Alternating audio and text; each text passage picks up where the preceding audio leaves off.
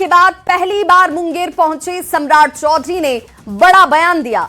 बिहार के विकास की रफ्तार बढ़ाने के लिए जहां भी जमीन का अधिग्रहण जरूरी है वो किया जा रहा है। सरकारी जमीन पर अतिक्रमण के खिलाफ कार्रवाई को लेकर सम्राट चौधरी ने कहा कि जब हमारे घर की सीढ़ी टूट सकती है तो राज्य में किसी का भी घर या मकान अगर वो सरकारी जमीन पर होगा, अतिक्रमित होगा तो जरूर टूटेगा, चाहे वो कोई भी शख्स क्यों ना हो। लेकिन किसी की निजी जमीन पर अगर वो होगा तो कोई नुकसान उसे नहीं होने वाला है। तो देखिए, मुख्यमंत्री बनने के बाद सम्राट चौधरी की तरफ से तारापुर में यह बड़ा बयान दिया गया। उन्होंने कहा कि अतिक्रमण जो इस वक्त प्रशासन की तरफ से उस पर कार्रवाई की जा रही है वो इस तहत जायज है कि आप सरकारी जमीन पर किसी तरह का कोई कार्य नहीं करा सकते। क्या कुछ कहा है मुख्यमंत्री सम्राट चौधरी ने, जरा आप भी सुनिए। जमीन अधिग्रहण का भी काम कर रहे हैं। देखिए, कुछ कष्ट तो होता ही है। मैं अभी मेरे को रिपोर्ट मिला पिछले एक सप्ताह पहले कि तारापुर में मेरा भी घर है और मेरे घर के भी सीढ़ी को तोड़ने का काम प्रशासन कर रहा है। इसलिए किसी का भी जमीन निजी है तब तो कोई दिक्कत नहीं है, लेकिन यदि सरकारी जमीन पर घर बना है उसको ध्वस्त होना ही होगा, उसको कोई पता नहीं। क्योंकि जनता की अपेक्षा है सुंदर बिहार बनाना है, विकसित बिहार बनाना है और भारत के प्रधानमंत्री नरेंद्र मोदी जी और नीतीश कुमार के सपनों को साकार करना है। तो मुख्यमंत्री सम्राट चौधरी ने प्रखंड स्तर तक भ्रष्टाचार को खत्म करने के लिए बड़ी बात कही। तारापुर में सीएम ने कहा कि मुख्यमंत्री कार्यालय से प्रखंड कार्यालयों की मॉनिटरिंग की जाएगी और महीने में 2 दिन पंचायतों में कैंप लगाए जाएंगे ताकि लोगों की समस्याओं का समाधान हो पाए। मुख्यमंत्री ने लेट लतीफी वाले अधिकारियों को भी कार्रवाई की सख्त चेतावनी दी। सीएम ने कहा कि 1 महीने से ज्यादा जो भी अधिकारी फाइल को कहीं पर भी रोकेगा उनके खिलाफ कड़ी कार्रवाई की जाएगी। तो ब्लॉक स्तर से लेकर तमाम उन अधिकारियों को जो कि लेट लतीफी की वजह से लोगों की परेशानी का कारण बनते हैं, उन सभी को सख्त चेतावनी मुख्यमंत्री की तरफ से दी गई। मुख्यमंत्री ने क्या कुछ कहा है निर्देश के तौर पर जरा सुन लीजिए। मैंने कहा मुख्यमंत्री कार्यालय ब्लॉक, अंचल और थाने को मॉनिटरिंग करने का काम करेगा, आपकी समस्या को समाप्त करने का काम करेगा और ये महीने में 2 दिन कैंप लगाएंगे। ये लोग पूरे प्रदेश में ये सूचना दी जा रही कि महीने में 2 दिन पंचायत में कैंप लगेगा। सहयोग कार्यक्रम के तौर पर ये पूरे प्रदेश में अभियान हम चलाएंगे और 1 महीने से अधिक कोई भी पदाधिकारी यदि फाइल अपने पास रखेगा तो उसके खिलाफ कार्रवाई भी करने का काम करेंगे। तो मुख्यमंत्री बनने के बाद पहली बार अपने विधानसभा क्षेत्र और जन्मभूमि तारापुर पहुंचे सम्राट चौधरी ने लोगों से भावनात्मक रिश्ता जोड़ा। सम्राट चौधरी ने कहा कि कई बार विधायक और विधान पार्षद हुआ, लेकिन पहली बार तारापुर से विधायक बनते ही आप लोगों ने मुझे सीएम बना दिया। ऐसे में आप लोगों की सेवा का मुझे मौका मिला है तो बिहार की समृद्धि को तेजी से आगे बढ़ाना है। क्योंकि पहली बार आपका मैं विधायक बना और पहली बार में ही बिहार का मुख्यमंत्री बन गया, ये सबसे महत्वपूर्ण है साथियों। मैं विधायक तो कई बार रहा हूं, विधान परिषद का सदस्य रहा हूं, लेकिन जिस इलाके में जन्म लिया था पहली बार सेवा करने का मौका मिला है। और पूर्व मुख्यमंत्री नीतीश कुमार आज जेटीयू कार्यालय पहुंची और भामाशाह जयंती में वो शामिल हुए। इस दौरान कई नेता वहां पर मौजूद थे। भामाशाह जयंती में नीतीश कुमार जैसे ही शामिल हुए, लोगों ने नीतीश कुमार जिंदाबाद के जमकर यहां नारे लगाए। भामाशाह की जयंती को लेकर कार्यालय में एक भव्य कार्यक्रम का आयोजन किया गया था, जिसमें बिहार के पूर्व मुख्यमंत्री नीतीश कुमार की मौजूदगी आपको मंच पर नजर आ रही होगी। मुख्यमंत्री जी भामाशाह जी के जयंती के अवसर पर जो पार्टी के व्यावसायिक द्वारा कार्यक्रम आयोजित किया गया था, उसमें भाग लेने आए थे और उसी में अभी वो कार्यक्रम में भाग लेते क्योंकि उनकी दूसरी भी व्यस्तता थी। तो कांग्रेस के दो नेताओं की तरफ से डिप्टी सीएम विजय चौधरी से मुलाकात की गई है। कांग्रेस के एमएलसी हैं समीर सिंह और पूर्व विधायक अजय सिंह, दोनों ही उप मुख्यमंत्री विजय चौधरी से उनके आवास पर जाकर मुलाकात करते नजर आए। तस्वीरें आपके टीवी स्क्रीन पर, उनसे मुलाकात की और इस दौरान दोनों ने विजय चौधरी का अभिवादन किया। वहीं विजय चौधरी ने मीडिया से बातचीत में तेजस्वी यादव से लेकर बंगाल की राजनीति तक अपनी बात रखी और कहा कि बिहार में मंत्रिमंडल का विस्तार बहुत जल्द होगा। उन्होंने निशांत कुमार की प्रस्तावित यात्रा पर कहा कि ये पूरी तरह से राजनीति में सक्रिय भूमिका में है। क्या उम्मीद थी जी, कहीं जाके बदल जाएंगे? अगर आपको उम्मीद थी तो आप जानिए, हम लोग को तो कोई उम्मीद नहीं रहती। तेजस्वी ने कहा सर बिहार में गए थे तो सत्तू पी रहे थे, बंगाल में आए तो झाल मुड़ी खा रहे प्रधानमंत्री। क्या पड़ा, तमिलनाडु नहीं गए नहीं तो वहाँ डोसा खा लेते। इससे होता क्या है? हो गया, आप तो एक्सटेंशन को लेकर चल रहा होगा कि भाई 30 तारीख को करें। एक्सपेंशन जल्दी होगा, अब जल्दी होगा। 5 तक यात्रा भी सर, निशान जी की यात्रा को लेकर, निशांत जी की यात्रा, निशांत जी पार्टी में सक्रिय हो गए हैं। निशांत जी पार्टी के सर्वमान्य नेता हैं, सभी लोगों का विश्वास प्राप्त है और पार्टी के सारे कार्यकर्ता नेता चाहते हैं कि निशांत जी और ज्यादा सक्रिय भूमिका में आए। मगध टाउनशिप के तहत गयाजी शहर को विकसित किया जा रहा है और इसकी चौहद्दी तय कर दी गई है, साथ ही इसकी विस्तृत रूपरेखा भी तैयार की गई है। मगध टाउनशिप 22,200 एकड़ में फैली हुई है और इस वही कोर एरिया की बात करें तो तकरीबन 1629 एकड़ का होगा। इस टाउनशिप के उत्तर में गयाजी शहर है, दक्षिणी छोर पर बोधगया, पूर्व में फल्गु नदी और पश्चिम में गया। प्लानिंग एरिया की बात करें तो यहां पर रसूलगंज निर्धारित किया गया और इस टाउनशिप में 3 प्रखंडों जिसमें गया सदर, बोधगया और परैया के 84 गांव शामिल किए गए। टाउनशिप का केंद्रीय क्षेत्र गया से मात्र 3 किलोमीटर की दूरी पर होगा।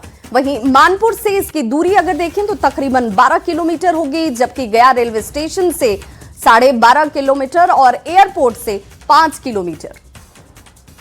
तो पर्यटन और शिक्षा के नए केंद्र अब ये बनने के तरफ बढ़ता हुआ अग्रसर होता हुआ और बेहतर स्वास्थ्य की आधुनिक सुविधाएं यहां पर मौजूद। मगध टाउनशिप के तहत इसका विकास।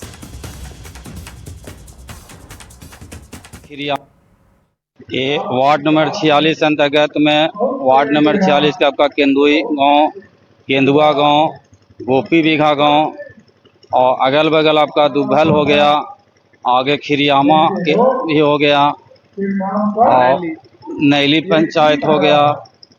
ये टाउनशिप बहुत बढ़िया चीज़ है, ये बहुत बढ़िया संदेश जाएगा गया जी का। ये अपना वार्ड नंबर 46 अगल बगल आपका टाउनशिप में हो रहा है विकास। देखिए, बिहार सरकार का एक महत्वपूर्ण योजना और कह सकते हैं कि दूरगामी योजना है, जो कहीं न कहीं जो छोटे छोटे शहर है उसको विकसित रूप से कर करके कहीं न कहीं लोगों को लाभ पहुंचाना है। और अगर जैसे ही यहाँ पर टाउनशिप डेवलप होगा तो कहीं न कहीं रोजगार के अवसर पैदा होंगे, कहीं न कहीं सड़कें जो है से बेहतर बनेंगी, कहीं न कहीं सड़कें किनारे समुचित लाइट की जो है व्यवस्था की जाएगी। अभी बिहार सरकार के द्वारा राज्य के 11 जिलों में 11 सैटेलाइट टाउन का निर्माण करने का निर्णय लिया गया है। उस कड़ी में गया जी भी शामिल है, राजधानी पटना शामिल है, ताकि आने वाली आवश्यकताओं को देखते हुए, जरूरत को देखते हुए, बढ़ती आबादी को देखते हुए और व्यवस्थित तरीके से नए शहरों का निर्माण सरकार की प्राथमिकता है। तो एईडीओ यानी कि सहायक शिक्षा विकास पदाधिकारी की परीक्षा में धांधली का मामला अब बढ़ता ही जा रहा है। ईओयू की जांच का दायरा बढ़कर अब 5 जिले तक पहुंच चुका है, जिसमें अब तक इस मामले में 8 एफआईआर दर्ज किए गए हैं। कुल 38 लोगों की अब तक इसमें गिरफ्तारी की गई है। पूरे मामले में अब सॉल्वर गैंग के साथ ही संगठित गिरोह की भूमिका की बात सामने आती हुई और इसे लेकर ईओयू ने बीपीएससी से पूरी जानकारी मांगी है। आपको बताते चलें कि पिछले हफ्ते 14 से लेकर 21 फरवरी तक एईडीओ की परीक्षा आयोजित की गई, जिसमें धांधली की बात सामने आई। परीक्षा संचालित कराने वाली कंपनी की भूमिका भी संदिग्ध पाई गई है। साथ ही जिन कर्मचारियों को बायोमेट्रिक जांच की जिम्मेदारी दी गई थी, उनकी भी इस मामले में मिली भगत की बात सामने आती हुई, जिसके बाद जांच का दायरा बढ़ चुका है। ये बात भी सामने आई कि जिस कंपनी को परीक्षा संचालित कराने की जिम्मेदारी दी गई थी, उस कंपनी को एनटीए ने पहले ही ब्लैकलिस्टेड कर रखा है। खबर वैशाली से, जहां एक शख्स ने प्रेमिका के लिए पत्नी की हत्या कर दी। घटना काजीपुर थाना क्षेत्र के असाधरपुर गांव की है और पति अपने प्रेमिका के साथ घर पहुंचा हुआ था, जिसका पत्नी ने विरोध किया और इसके बाद पति ने गला दबाकर पत्नी की हत्या कर दी। घटना के बाद आरोपी मौके से फरार है। पुलिस फिलहाल इस मामले की जांच में जुटी है। तो प्रेमिका के साथ ये शख्स घर पहुंचा, जहां इसे लेकर पत्नी की तरफ से विरोध जाहिर किया जा रहा था और इसी दौरान पति ने पत्नी की गला दबाकर हत्या कर दी। 12 बजे के आसपास में रात में फोन कर के कि पापा से एगो लड़की के लेके आल खुन हाँ, तो कहली ठीक है हम सवेरे आएंगे। सवेरे फिर फोन किए तो फोन ना दोनों आदमी, ना गार्जियन उठाए ना मेहमान उठाए। 2 मोबाइल नंबर था। उसके बाद थोड़ा देर के बाद 9 बजे के आसपास में मालूम चला कि मार के रखी।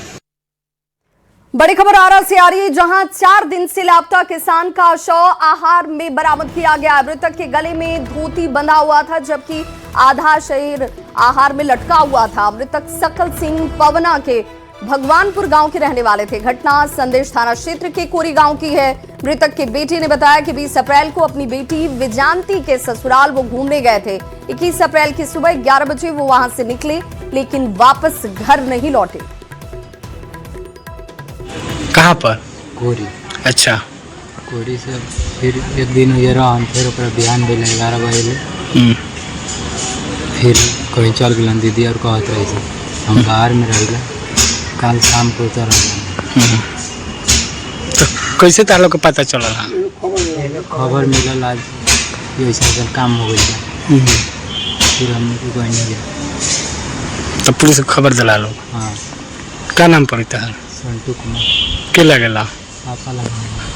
शिवर में युवक का शव मिलने के बाद इलाके में सनसनी मच गई। मामला तरियानी थाना क्षेत्र के औरा मलिकाना गांव का है। मृतक राहुल का शव घर के करीब 500 मीटर की दूरी बसवारी पर मिला। मृतक के पिता ने बताया कि बीती रात राहुल घर से खाना खाकर निकला था। देर रात तक वो घर वापस नहीं लौटा। इसके बाद परिजनों ने इसकी तलाश शुरू की, लेकिन कोई जानकारी नहीं मिली। सुबह ग्रामीणों ने सूचना दी कि राहुल का शव बांस के झुरमुट में पड़ा हुआ है। क्या बजे गायब था? खाना वाना खाला, हम डेरा पर सूत रही अलग घर सूते। अब कहाँ गए ना गए से हम ना देखिए। अब तो हम उधर से घरे ना अली, डेरा पर तो रात में खोजबीन नहीं किए आप? ना, हम तो घरे आवाले सूते, घरे सूतल। कैसे पता चला है कि आप ही का बेटा का सब है? यहाँ से जो है कोनो फोन कर से जो है फलना के बेटा मरल है, तो हमरा मधु सिंह के जन कहलक। खबर बेगूसराय से, जहां अमित कुमार की पत्नी खुशबू कुमारी की फेसबुक पर एक युवक से दोस्ती हुई और धीरे धीरे ये दोस्ती प्यार में तब्दील हो गई। करीब 1.5 साल तक बातचीत के बाद दोनों ने साथ रहने का फैसला किया। आरोप है कि खुशबू घर से कैश और जेवर लेकर इस युवक के साथ चली गई। हालांकि महिला और उसके पति का यह कहना है कि उसका अपहरण किया गया था। दोनों कुछ दिनों से पटना में रह रहे थे, लेकिन जिस प्रेमी के लिए महिला ने सब कुछ दांव पर लगा दिया, उसी ने महिला को 4 दिनों तक एक कमरे में बंधक बनाकर रखा और बाद में उसे छोड़कर फरार हो गया। पीड़िता जैसे ही वापस बेगूसराय पहुंची, उसका एक बार फिर कथित रूप से अपहरण किया गया। किसी तरह भागकर वो अपने ससुराल पहुंची और पूरी घटना की जानकारी दी। मामला सिंघौल थाना क्षेत्र के कमरुद्दीनपुर गांव का है।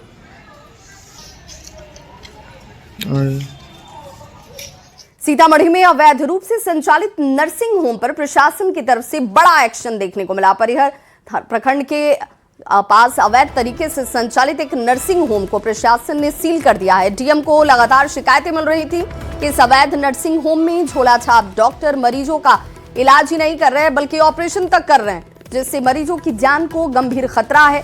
शिकायत के बाद कार्रवाई की गई। अवैध नर्सिंग होम को फिलहाल कार्रवाई करते हुए सील कर दिया गया। हमारी में 2 सिजेरियन हुआ है, LACS हुआ है, 2 मरीज पाया गया है, एक नॉर्मल डिलीवरी का मरीज पाया गया है और बच्चा जो है उसी का NICU में था। बिहार में लगातार लू बढ़ रही है और भीषण गर्मी से लू का खतरा लोगों को सताता हुआ दिखता है। डॉक्टर भी लोगों से इस बीच सावधानी बरतने की अपील कर रहे हैं। PMCH के मशहूर गैस्ट्रो फिजिशियन डॉक्टर धीरज कुमार के माने तो पिछले 2 साल के मुकाबले इस साल हीट वेव ज्यादा खतरनाक है और अस्पतालों में इसका असर भी नजर आने लगा है। इन्होंने लू लगने के लक्षण के साथ जहां उपचार की भी जानकारी दी।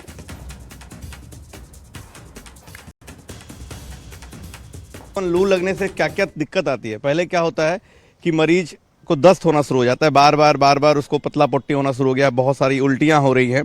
उसके साथ जैसे ये चीज़ें हों, सबसे पहले ब्लड प्रेशर नब्बा लें। कहीं भी आसपास में अगर ब्लड प्रेशर 90/60 से नीचे जा रहा है, इसका आपको टंग चेक करना है। किसी भी मरीज का टंग देख रहे हैं कि वो सूखा सूखा लग रहा है, शरीर जो है उस छूने पे बहुत गर्म लग रहा है, तो टेम्परेचर जांचना है। टेम्परेचर अगर 104 के ऊपर जा रहा है, जिसको हम लोग हाइपरथर्मिया बोलते हैं, तो ये सारे डेंजरस साइन में आते हैं। उसके साथ साथ अगर पैखाने में खून आने लगे, मरीज बेहोश होने लगे, उसको वो अच्छे से बात नहीं कर पा रहा, जुबान लड़खड़ा रही हो, तो उसको और एक्सट्रीम सीवियरिटी।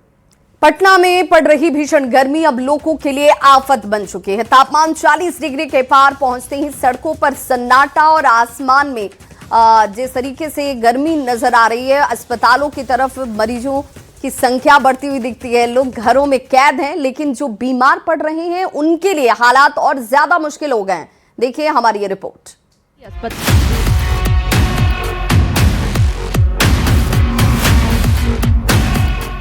ये तस्वीर है पटना के सबसे बड़े सरकारी अस्पताल LNJP की। अस्पताल के वार्ड में पंखे तो लगे हैं, लेकिन भीषण गर्मी में पंखे भी औंध रहे हैं।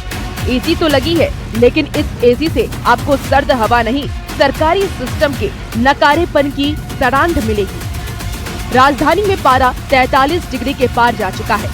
ऑपरेशन हो गया? नहीं, परसों ऑपरेशन है। परसों डेट है। ये पंखा खराब है ऊपर? हाँ, ऊपर पंखा खराब है। ये पंखा घर से लाए? घर से लाई है। हाँ। क्यों, यहाँ पर आने पर पंखा नहीं मिला? नहीं, पंखा नहीं था तो नहीं मिला था, घर से लेकर आई। हाँ। और अस्पताल में मरीज उबल रहे हैं। तपती गर्मी में अस्पताल के वार्ड पूरी तरह भरे हुए हैं। हर बेड पर मरीज है, इलाज भी जारी है, लेकिन अस्पताल प्रशासन की बेरुखी ने हालात को बेहाल कर दिया है। एक तरफ मरीज बीमारी और दर्द से जूझ रहे हैं, तो दूसरी तरफ भीषण गर्मी उनकी परेशानी को दुगना कर रही है। हालात इतने खराब हैं कि कई परिजन अपने घरों से पंखे लाकर मरीजों को राहत देने की कोशिश कर रहे हैं। गर्मी के कारण सर लेके आए। अस्पताल वाला पंखा काम नहीं कर रहा है? नहीं, इससे हवा नहीं लगती। AC? ये भी नहीं। हाँ, मगर कुछ नहीं, AC का सुविधा ही नहीं। मरीज मर रहा है गर्म से, कैसे रहेगा AC बिना? हम लोग तबाह हैं। अस्पताल के अंदर की हालत भी काफी खराब नजर आ रही है। बेड जर्जर हालत में है और AC का मेंटेनेंस लंबे समय से अभाव में है। बिहार में तापमान 40 डिग्री पार है और गर्मी से लोगों का हाल बेहाल है। ऐसे में अस्पताल में भर्ती मरीजों की क्या स्थिति है, यही जानने के लिए हम पहुंचे हैं पटना की लोकनायक जयप्रकाश नारायण अस्पताल में। और हम वार्ड की तस्वीर आपको दिखाते हैं, जहां पर बड़ी संख्या में मरीज भर्ती हैं, यानी सभी बेड फुल है। सबसे पहले आप देखिए कि मरीज तो भर्ती हैं, लेकिन अधिकतर पंखे यहां पर खराब है। कैमरामैन से कहेंगे जरा पंखे की स्थिति दिखाइए। आपकी देखिए पंखा खराब है और कई मरीज ऐसे हैं जो अपने घर से जो है पंखा साथ लेकर आए हैं, क्योंकि यहाँ पर गर्मी में ऐसे रह पाना मुश्किल है। और देखिए कि यहाँ पर जो मरीज भर्ती हैं, इनके ऊपर जो पंखे लगे हुए हैं ये बंद है, कहा जा रहा है ये खराब है, नहीं चालू हो रहा है। कारण पता चला है कि 400 बेड का नया अस्पताल बन रहा है, बिल्डिंग तैयार है, सब कुछ तैयार है, लेकिन उद्घाटन नहीं हुआ, जिसकी वजह से पुराने भवन में मरीज का अभी इलाज चल रहा है। और देखिए ये बेड की क्या स्थिति है। यहाँ पर देखिए कि अगर मरीज भर्ती होते हैं तो इसी बेड पर उन्हें भर्ती किया जाता है। ये बेड जो है देखिए पूरी तरह से कबाड़ में तब्दील है और इसके ऊपर भी आपको पंखा लगा हुआ है, AC भी है, लेकिन AC काम नहीं कर रहा है। 15 से 20 दिन में कहा जा रहा है कि ये बिल्डिंग टूटने वाला है, जिसकी वजह से जो नए पंखे लगने हैं वो नहीं लगा है, एसी ठीक नहीं कराया गया है और अगली बार जो मरीज आएंगे वो नए भवन में ही शिफ्ट किए जाएंगे। इंतजार करना जरूरी है, लेकिन फिलहाल जो तस्वीरें हैं वो सवाल खड़ी कर रही है कि आखिर सरकारी अस्पताल में पंखे काम क्यों नहीं कर रहे हैं। गर्मी में परेशान मरीजों और उनके परिजनों को अब एक नए हाईटेक सुपर स्पेशलिटी अस्पताल का इंतजार है, क्योंकि नए अस्पताल के अभाव में ही मरीजों को पुराने अस्पताल में गर्मी की सजा झेलनी पड़ रही है।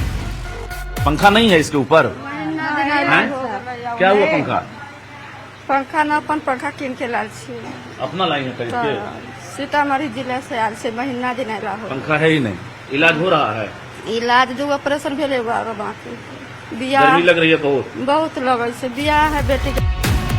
भले ही नए हाईटेक सुपर स्पेशलिटी अस्पताल का निर्माण हो गया हो, लेकिन LNJP अस्पताल की तस्वीर ये बताने के लिए काफी है कि गर्मी में मरीजों को इलाज कराना किसी चुनौती से कम नहीं है। इसी बीच सवाल ये भी है कि जो सजा मरीज और उनके परिजन झेल रहे हैं, क्या ऐसी ही हालत अस्पताल के डॉक्टरों का भी है, या फिर उनके चैम्बरों में AC की ठंडी हवा आ रही है। साथ ही सवाल ये भी है कि अगर नया अस्पताल बनकर के तैयार है तो मरीजों को पुराने अस्पताल में गर्मी झेलने को मजबूर क्यों होना पड़ रहा है। अब तो मरीजों को नए अस्पताल में शिफ्ट होने का ही इंतजार है, क्योंकि जब नए अस्पताल का उद्घाटन होगा तभी मरीजों को इस गर्मी से राहत मिलेगी। न्यूज़ 18 के लिए पटना से रजनीश कुमार की रिपोर्ट।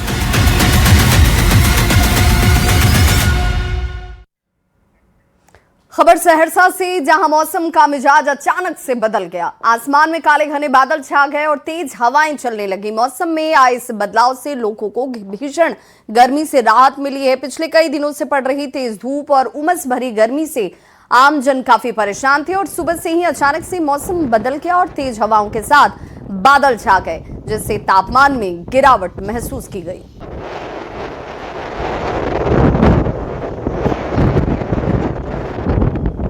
मधेपुरा में रविवार की सुबह मौसम ने अचानक से करवट लेते हुए लोगों को भीषण गर्मी से राहत दे दी। सुबह सुबह आसमान में काले बादल छा गए और तेज हवा के साथ झमाझम बारिश शुरू हो गई। करीब 20 मिनट तक चली इस बारिश ने तापमान में गिरावट लाई और लोगों ने राहत की सांस ली। पिछले एक हफ्ते से जिले में पड़ रही तेज गर्मी और उमस से जनजीवन प्रभावित था।